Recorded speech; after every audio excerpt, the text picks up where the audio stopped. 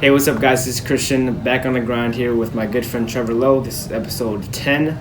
I'm very excited to be able to have this guy on because, back in 2015, he made a big impact on just like the fishing community, especially the Hmong community, with his journey and him winning that tournament? Bassmaster College Series. Bassmasters College Series. So, this guy has been doing some great stuff, and I know a lot of the Hmong community and just fishing people would like to hear about your journey and kind of what you do and kind of like tactical stuff. So I'm very excited to be able to have you on.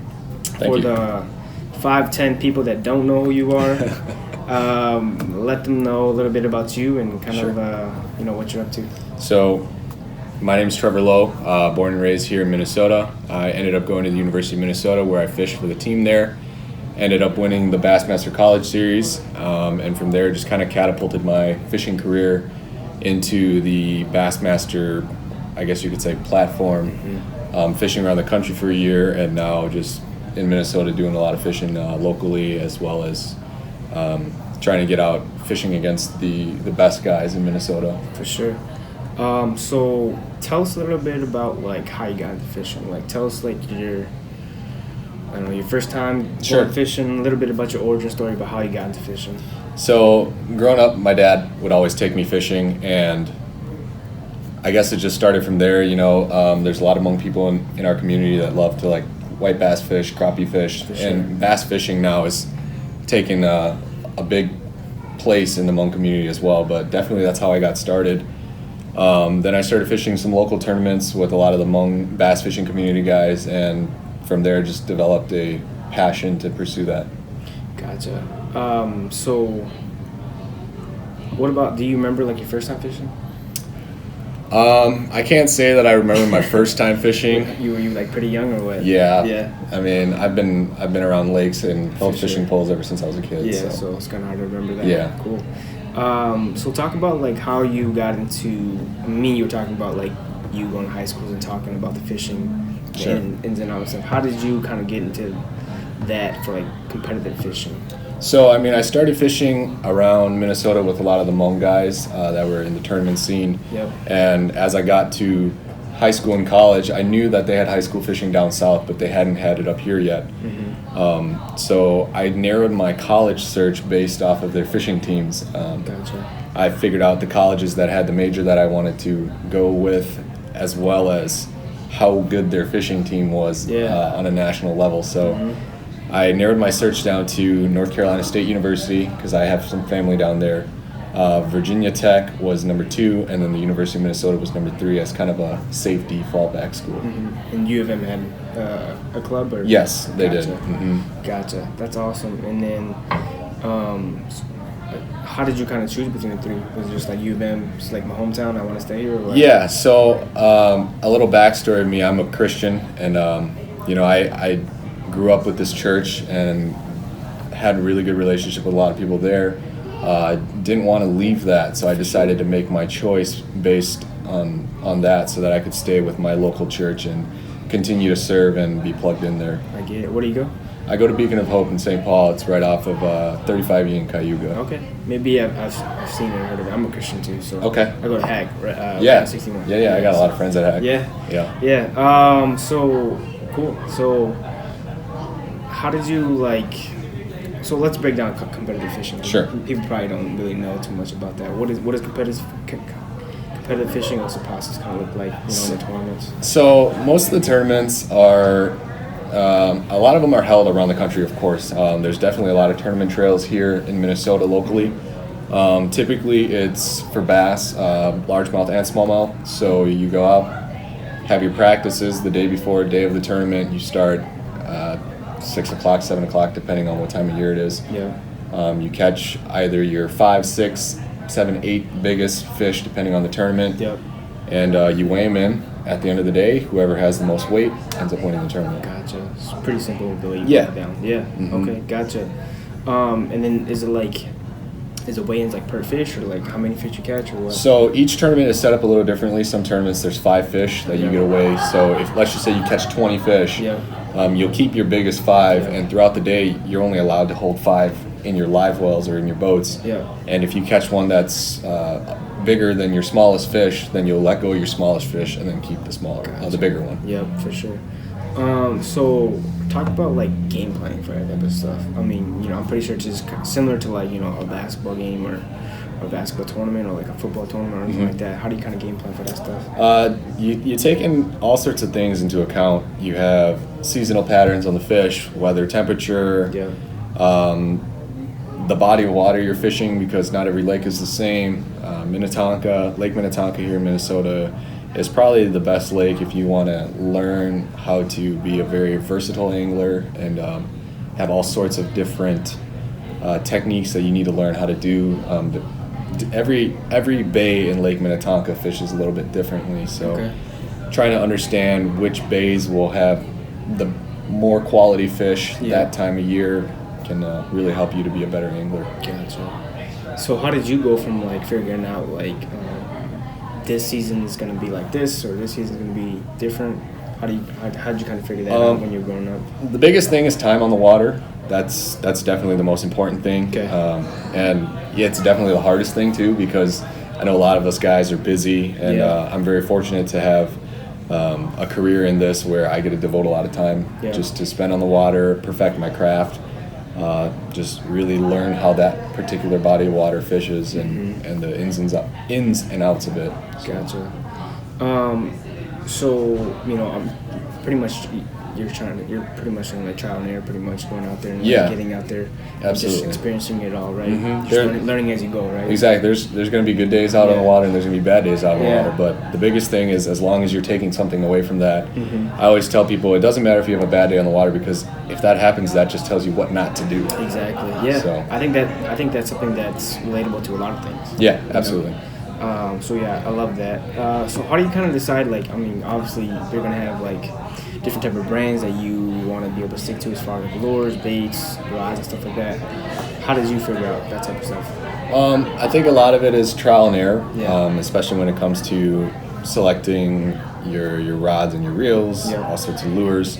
I'm currently sponsored by a lot of companies that have very, very good products that I firmly believe in, and a lot of it has to do with that as well. So I do end up using a lot of my sponsors' products, whether it's the rods and the reels.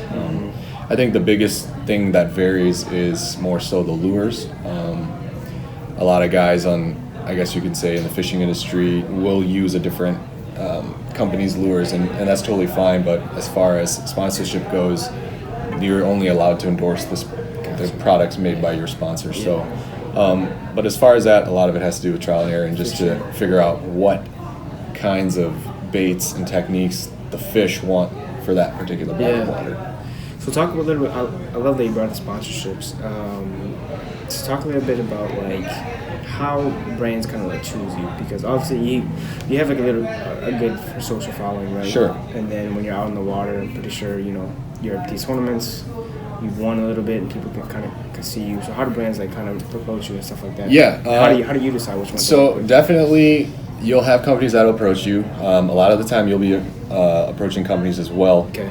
But I think the most important thing is how can you be an asset to that company? Yeah. And that's something that a lot of people tend to forget. That yes, with I guess you could say a platform, having a social platform, there comes a lot of responsibility with it as well. And how you carry yourself on these social platforms, say Facebook, Instagram, Twitter, whatever you use, is very important. For sure. Companies that look for anglers or people to endorse take that into account very seriously. Yeah. And carrying yourself in a very professional manner is something that these companies will see, and it'll definitely aid in you being able to get endorsements and just being able to represent them. Yeah, that's awesome. So let's backtrack a little bit here. Like, when did you know fishing was like something you just love doing? I guess you could say, because I mean, probably most of us grew up playing soccer. For sure, yeah. Most of us Hmong kids, Hmong boys grew up playing soccer, sure, and being the Hmong soccer star was kind of the thing. Yeah. But you know, as I grew up fishing, you know, I had the support from my parents that they said it doesn't really matter what you want to do, whatever you want to do, as long as you give it 100%, 110%, we'll support you the whole way. I love that. So yeah, definitely my parents were the ones who really backed me up, and if it wasn't for them, I definitely wouldn't be able to pursue fishing the way I have. Yeah, no, I agree. That's totally awesome that your parents gave you full support. I mean, I think that's how you kind of set up your kids for success. Absolutely. Because, you know, kids might not like soccer, you know, just because everybody's playing it doesn't mean that you have to do that. And so, that was me growing up, you know. I grew up playing soccer, club soccer, traveling soccer, and it got to a point where I just told my parents, I said, hey, you know, I don't feel like doing this anymore. You know, I want to put my time and my effort into something else. And they supported me the whole way. 100%. Yeah, like soccer's fun, but like, you know, is that something that, or like you might think something's fun, but it's not something you want to put some work into. Yeah, you know? It's not your passion. Exactly. 100%. Cool. So let's go to that tournament that you won back in 2015. Take us through that. Like, I mean, I was listening to a lot of stuff about you and, you know, your game plan with that, but take us through like the whole process as far as like from day one to like know, everything else. So going into that tournament, there's a huge process that has to happen in order for you to even get to that tournament. So like I said, I was fishing for the University of Minnesota. And Bassmaster College Series has an awesome platform for a lot of college anglers around the country to fish. And technically you fish for free. The tournament is paid for. You don't have to pay a dime. The only thing you have to spend money on is getting there and having a boat to fish with. So to begin it all, every college falls into a certain region in the United States. So for us, the University of Minnesota was the Midwestern region. So every region has a qualifying tournament, and you have to place so high in order to reach, in order to qualify for the national tournament. So the first regional qualifier for the Midwestern region was in La Crosse, Wisconsin, on the Mississippi River. And my partner and I, we finished 13th out of, I believe, 82 boats there. So we qualified for nationals. And nationals just so happened to be in Stevens Point, Wisconsin. And so we went to nationals, had the toughest practice I've ever had in my life. I think we practiced for 5 days and we caught 2 fish. How do you guys practice? Because a lot of people don't see that stuff. Right. So practice, all it ends up being is time on the water, a couple days, a week to a couple days before the tournament starts. Do you get to go on the same lake that you're going to go to? Okay. Yep. Trying to figure out where the fish are, how to catch them, what they want to eat, and the time of day, and this and that, all sorts of different factors that come into play. So, but yeah, practice was really tough on that body of water. We had 2 fish in 5 days. Really? So, and the tournament, you have a 3 fish limit, meaning you catch 3 fish a day, and we caught 2 fish in 5 days. So there were certain days that we didn't even catch fish, you know. And we were just struggling big time going into that tournament, and everybody was. You know, you look around the room at the tournament meeting, and everybody was just like, "This is gonna be a joke. Like, this tournament's gonna be terrible. There's no fish to be caught here." And we ended up asking the tournament director about this place that we had found in during practice, and there's a big buoy that says no boats allowed. And so we had asked him if that's open to fishing because it looked like it was a good spot to go fish. And he said that he found out that buoy is in place for liability purposes because it's right next to a dam, and the dam does not want to be held liable if somebody goes there and potentially gets hurt or injured. So they have this big buoy there, and he said you're allowed to fish it, but you need to wear your life jackets. So of course, day one of the tournament, we stick with our original game plan that we had, but we weren't catching anything. So we decided, you know what, let's go check out this place that we're talking about. And we went there and we caught our limit in 15 minutes. And I mean, it was like that's crazy. Back to back to back. And like I said, we caught 2 fish in 5 days of practice, and then when you catch 3 fish in 15 minutes, it was like, holy cow, this is the spot. That's crazy. And then we left that spot, and then all of a sudden we get this mass text from the tournament director saying, the dam is open for fishing, you must wear your life jackets. So clearly what that told us was a lot of the other anglers were like, hey, why are these guys in a restricted place? And they just had not found out that you can fish there. So of course, day 2, what happens is when you're fishing a tournament, and that tournament had 81 boats, I believe we were boat, I don't know, like 15 or something like that, day 1. So we were the 15th boat to take off. Yeah. Well, they flipped the order on day 2, so now we're like boat 60, Yeah. whatever, Yeah. 66 or How 67. do you choose this? Random? Or Just what? randomized. Yeah. Yep. But day 2 it gets flipped. Yep. So by the time we get up there, we're the 9th boat Yeah, in that spot, yeah. and we're just like, oh man, this is gonna be tough. Yeah. So everybody was throwing crankbaits, everybody's throwing jerk baits, and so we decided to switch it up a little bit, and we kind of finessed the fish. Yeah. Ended up catching our fish, and then we got out of our spot. And what happens is for day 3 of the tournament, they'll take the top 5 teams that are left, the highest placing teams, the top 5, and they have those guys fish day 3. Everybody else is out of the tournament. Yeah. So then we end up fishing the final day. Had a tough day. We only caught 2 fish that day, Yeah. but we ended up finishing the tournament in 2nd place, my partner and I. So we Okay. took 2nd place in nationals, and what they do there is they take the top 4 teams and they split you up individually. Okay. So there's 8 of you, and they seed you. Yeah. So 1 versus 8, Yeah. 2 versus 7, 3 versus 6, 4 Just versus like 5. every other type of sport. Yep. Yeah. And then you fish one-on-one. Yep. So for there, they give everybody a boat to use, and they moved us to a different body of water. Gotcha. And so day 1, since we were the 2nd place team and I was the boater, I was seed 3, Yep. and I fished against seed 6. Yep. And I ended up winning that day. And if you win that day, you go to the next day, and then there's the final 4. You win that day, you go to the final day, which is the last 2. Yep. And I ended up winning the whole thing. I fished against a girl the first day, who's a good friend of mine now. Yeah. Her name's Allison Marcel. Okay. Then the second day, I fished against another good buddy of mine. His name's Jake Whitaker, who Yeah. fishes professionally now. Yep. And the final day, I fished against another buddy of mine. His name is Josh Bensema, and he's down in Texas. So, Okay. and he's fishing down there as well. So, Gotcha. yeah, it was Sounds like a long, grueling process. yeah, it was 9 straight days of fishing. Yeah. So I mean, well, technically, if you counted all the practice, yeah, it was like Yeah. You would 10 have to days. like really love fishing to Yeah, do that. every day, absolutely, you know? especially when you're not catching them. Yeah, exactly. You know? Yeah. So- yeah. That's gotta be tough, but I mean, you persevered through all that. That's awesome. Hmm. I also heard that like you caught your fish in the last hour or something. Yeah. Like that. So the final day of the tournament was the toughest day for me. Yeah. I'm not gonna say it was like easy coasting fishing the first 2 days, but Yeah.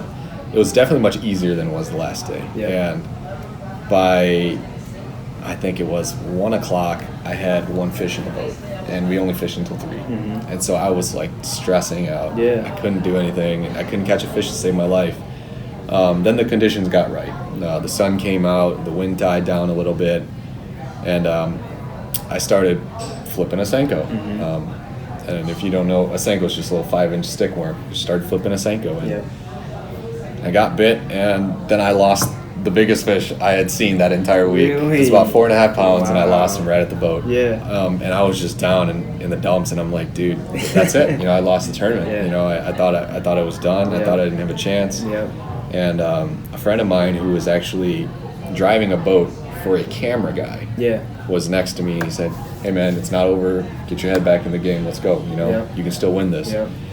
And I retied everything and made the next cast and caught another fish. And so from there, it was like that last hour and a half, I ended up catching all the fish that I needed to end up winning the tournament. So That's crazy. You've had to be like, I don't know. That's it's a lot of mental toughness. for sure. Yeah. I was about to say, something. I was gonna say something around that. You have to be mentally tough for that type of situation. Yeah. And the weather all changing. You can't really. Yep. That's a story. Like you can't really like draw up. Yeah, the weather, it's unpredictable, and I Yeah. tell people the weatherman's the only guy that gets to be wrong and still get paid. Yeah, He does exactly. his job wrong and he still gets paid. Yeah. So Yeah.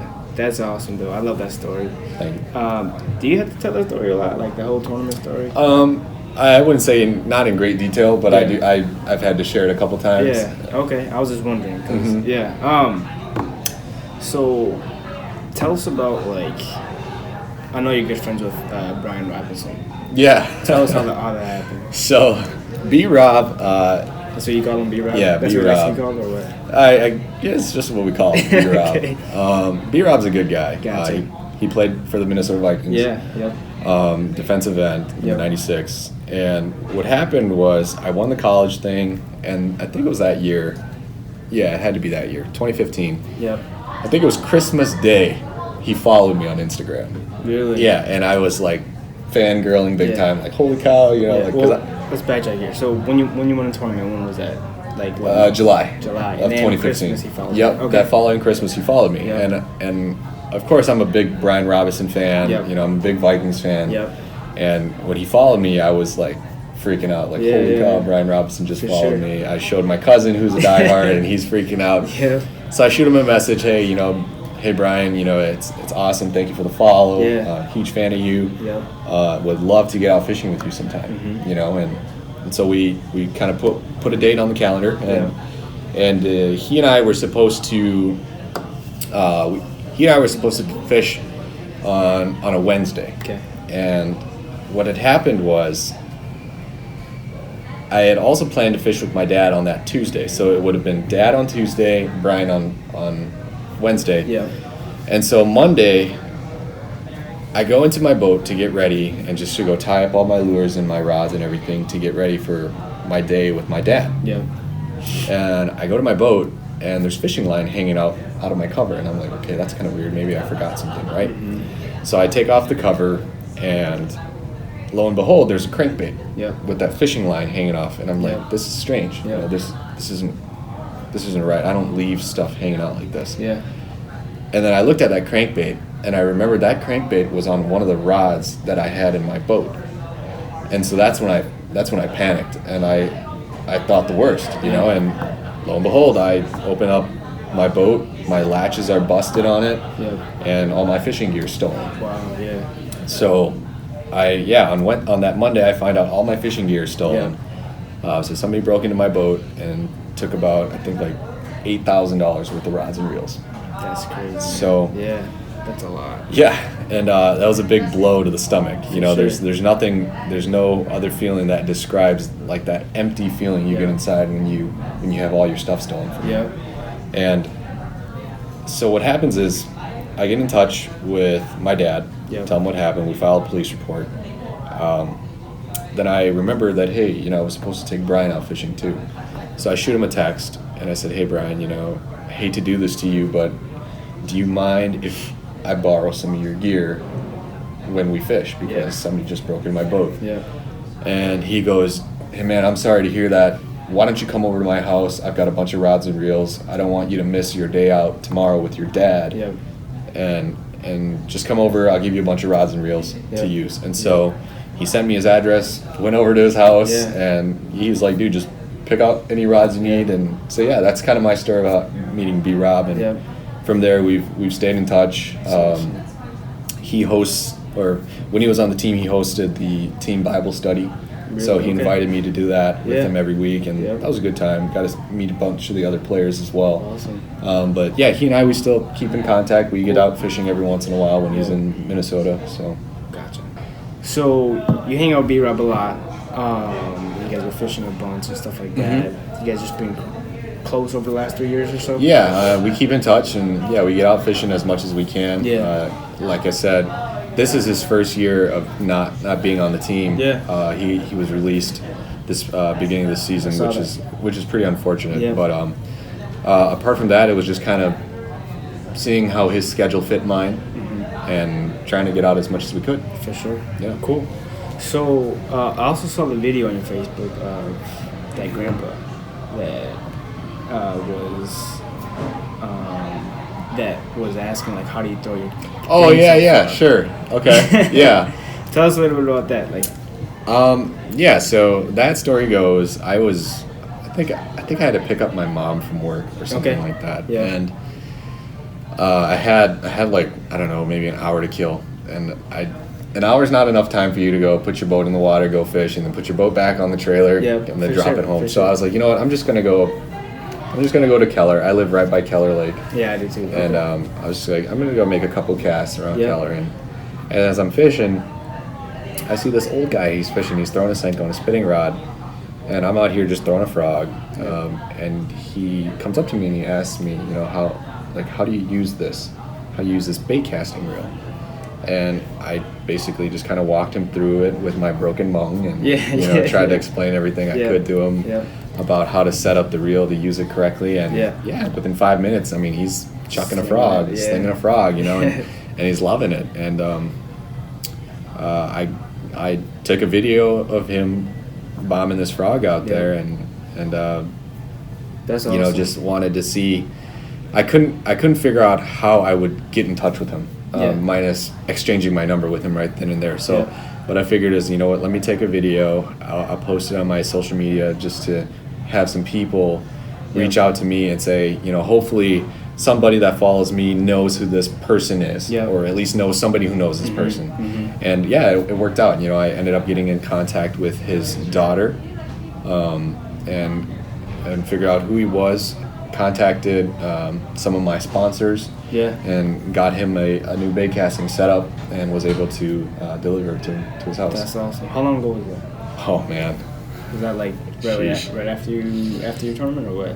No, this had to be. It was in 2016, I think. Okay. Yeah, it had to be like middle of summer in 2016. Yeah, I was watching the video. I'm like, this is crazy. Yeah, it's probably about 2 years ago. Yeah. So. That's awesome, man. Yeah, super nice guy. I think he goes to Hack too. Does he? Yeah. Okay. I swear he goes to Hack. Maybe. There's so many people there. I don't even know, man. So yeah. That's a great story, though. I love that, and for you to, you know, reach out to your sponsors to give them some stuff. You know, and that's the thing. Like I said, you know, I try to give back as much as I can. Yeah, for sure. Whether it's little things like that, or just, you know, ever since winning this college thing, one thing that I've realized is, with, I guess, a platform, public platform, you can really make somebody's day. For sure. And I've had numbers of kids come up to me, or when they see me, or their parents will come up to me and say, hey, you know, my son is like your biggest fan. Do you mind meeting him? And I'm like, absolutely. You know, for sure. Yeah. I would love to make somebody's day, because. Yeah, like I said, it's something it's really easy to do. It doesn't take much to do it. Yeah. And you never know how that will impact a kid. And I equate it to the way Brian reached out to me, B-Rob. You know, I mean, made my day. Yeah, for sure. And I thought it was the coolest thing. And if I can be able to do that to somebody else, that's awesome. Yeah. Those kids will never forget that, you know. Yeah, for sure. They'll remember that forever. So stuff like that is super important. So, you're like we were talking right before. You're doing like a lot of speeches and stuff like that, or some speeches at like different schools. And stuff. I go and talk to some of the high school fishing teams around the Twin Cities area. Yeah. I've been in contact with a lot of the team, the team from White Bear Lake. They got a good program there. Gotcha. A lot of good kids. Also talked to Maple Grove and Lakeville as well. Okay. And then I've got a Hmong kid who just reached out to me this past week or so. Gotcha. And then you're still competing too at the same time. Yeah. I mean, the fishing season's coming to a close this year. Yeah. It's October, so the water's getting cold. Yeah. There's not that many tournaments that are going on right now, but definitely staying active, fishing competitively, locally here in Minnesota. Yeah. So talk a little bit about like what allows you to not really be afraid of competition and stuff like that when you're out there, because I mean you're going against whoever, you know. Sure. Yeah. Well, so when I won the college Bassmaster series, I got a ticket to fish the Bassmaster Classic, which is basically the Super Bowl of bass fishing. Okay. And I went there, had a really tough practice. It was down in Oklahoma. I'd never fished there before, and it was really, really tough conditions, and I ended up zeroing. I didn't catch a single fish 2 days of the tournament. Okay. I tell people, you know, somebody's got to take last place, right? Yeah. You still get paid, so that's kind of nice. Yeah. But, you know, I get a lot of, I guess, bad publicity for not even catching a single fish. You know, there's all sorts of people that are out there saying, you know what, anybody could have caught a fish that day. You know, but you know, it is what it is. That's just how tournaments go sometimes. That's why they call it fishing. Yeah. But ever since that tournament, you know, I've never been scared because you get the worst out of it. Like, you get the worst over with. You know, you can't do worse than last place. Yeah. So, and not only that, it's against the best guys in the world. This isn't a small local tournament here. You know, this is the Super Bowl of bass fishing. You have your best guys from the professional tour. You have your best guys from And they're around the They're all country. ages, right? Yeah, it's Yeah, all ages. yeah, I was the exactly. youngest guy there. Yep, You yep. know, I was 21 at the time, Yep. and I think the oldest guy was probably in his 60s. Yeah, so they've been doing it way longer. Exactly. Yeah. They've been fishing professionally longer than I've been alive. Yeah, exactly. So, you know, it wasn't, yeah, it was kind of discouraging. Yeah, I would like to take some things back and redo it if I could. But like I said, you get the worst tournament out of the way, and hey, Yeah. it's all right. But not only that, but just having the time out on the water and being able to fish.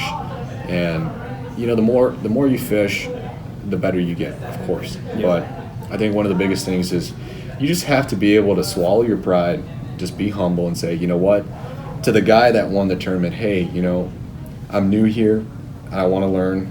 What can you tell me? Like, be willing to learn, be willing to just, like I said, swallow your pride and just say, you know what, you're better than me at this tournament. Yeah. What did you do differently from me? You know, Yeah. and if he blows you off, he blows you off. Yeah. You know, Yeah. but a lot of the times they're willing to say, hey, you know what, this is what I was doing, this is what I was targeting. They're probably not going to give you the exact spot, but they'll cue you in onto something that you can try differently next time. Yeah. No, I love that you said that in that way, because you know, there's always that cliche saying of, you know, once you hit rock bottom, the only way's up. So I mean, I think that's kind of a good reference what you're talking about there. And then, you know, you going back to the person that won and not being egotistical about, you know, you feeling like, oh, even though I lost, I'm still better than that guy or anything like that. Yeah, there's no need to be salty. Yeah, exactly. And I think, you know, like you're saying, there's a lot you can learn from someone that's been through it already. It's just them speeding up the process. You know, you being able to learn from that person instead of you trying to have to figure it out on your own. So I think that, you know, you being able to say that is something that a lot of people can take away from, for sure. So let's get into, like, you know, when you're fishing out there every day, what's kind of like your mindset when you're out there? I guess the biggest thing is figuring out how to be efficient. Fishing efficiently in the sense of where are the fish, what are they doing. Trying to stay positive is something huge, because you're going to go out there and you're going to have tough days of fishing, and if you just let that drag you down, then you're not gonna. 80% of the fishing game is up here. Okay. Gotcha. That's a lot of things to do, honestly. If you don't have it up here, you're not going to be able to perform. You look at, it's with any sport. You know, when it comes time to being clutch, who do they give the ball to? Aaron Rodgers, Tom Brady, LeBron. You know, these are the guys that have that mental toughness. You know, and you have to have that if you're fishing. It's the same way. Just understand that you don't have a team. You are your team. You know, and if you break down, the whole thing breaks down. So you have to be able to get out there and just grind it out even when it's tough. Another thing is celebrate your victories in the sense of, yes, you might not have won the tournament, but you did better than you did last time. For sure. You know, and celebrate those victories because you're making your way up. And if you're not able to do that and you're just going to be so hard on yourself, then you're just going to drag yourself down. There's definitely not anything wrong with being hard on yourself to be a better fisherman, but if you're just too hard on yourself constantly, then you won't be able to just work your way back up. For sure. Something I like to ask on each episode is, what is something that you're obsessed with right now? Like for me, so I like to set it up as, like, you know, if it's like a Netflix show or if it's like a action figure or whatever it might be. What are you kind of like obsessed with right now? I'm a diehard Iron Man fan. Okay. Like, gotcha. Like, I'm known around my family and a lot of my friends as Tony Stark. Really? Okay. I've got all sorts of pictures of me around the internet with my Iron Man mask on while I'm fishing and that whole deal. But yeah, huge Tony Stark, Iron Man, Marvel fan. Gotcha. Yeah, so. How'd you like the last movie? Great. Movie? Yeah. As good as it could have been. Yeah. I think. Yeah, for sure. I'm excited for the next one. Yeah, it should be mind-blowing. Yeah, that's what I'm hoping. So. Cool. So what are you focused on now? You know, you kind of been through everything. You're fishing locally. You're giving talks and stuff like that. What are you kind of focused on right now? So right now, the biggest thing is I'm currently working at 3M. Okay. So just trying to make some money. Yep. Sure. Priority number 2 is getting married. Yeah. So I just got engaged. Congrats. 2 months ago. Thank you. Yeah. So just getting prepared for that and all the expenses and all the things that come with it, all the planning and everything like that. So that's number 2 on the list. I got to get a new truck, because once I get a new truck, then I can start fishing around the country again. Fishing, okay. Gotcha. So, I mean, I've got an old truck. It's a 2003 rear-wheel drive Chevy Silverado. Okay. It's got 250,000 miles on it. So That's like it's not gonna. It probably would make it halfway to my destination. So okay. Yeah, that's about it. Okay, cool. Well, awesome, man. I think that's, I appreciate you being on the show. I appreciate you going in depth and in detail with everything. Yeah. All your situations, stuff Absolutely. like that. That's awesome. I think that provided a lot of value to everybody. Last thing, though, every guest gets to leave the audience with a piece of inspiration or motivation. Okay. So if you have anything, let the audience know. I think the biggest thing is to pursue your dreams, whatever they are. Now in this day and age, you can basically do whatever you want to do, find success in whatever you want to do. A support system is very, very important. And I think, especially with the Hmong community now, we are seeing a lot of us younger generation branching off and doing, I guess you could say, professions or pursuing careers that are a little more out of the norm. Yeah, for sure. So definitely, whatever you decide to do, give it your all, work at it 100%, and you can definitely find success in that. So, Awesome. Appreciate you coming by, man. Yeah.